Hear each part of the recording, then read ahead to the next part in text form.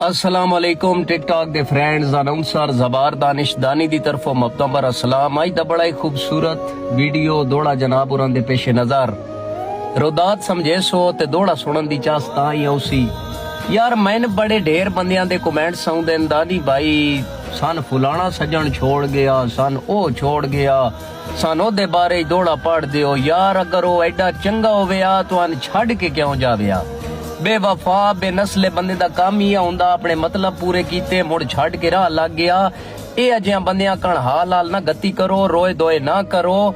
मैं दौड़ा पिया सुनवाइना इस दौड़े तुआन तुआडा मतलब मिल जासी कि सन सट गत सोहणिया औखा होसे इंजे मोढियां ते ना कीरे चा। अल्लाह सुनी गई सजन शरीणियां वंड वंज मन मर्जी दे हीरे चा। इया जान के मीसम हाई कोई ना साडे ना ते मार लकीरे चा।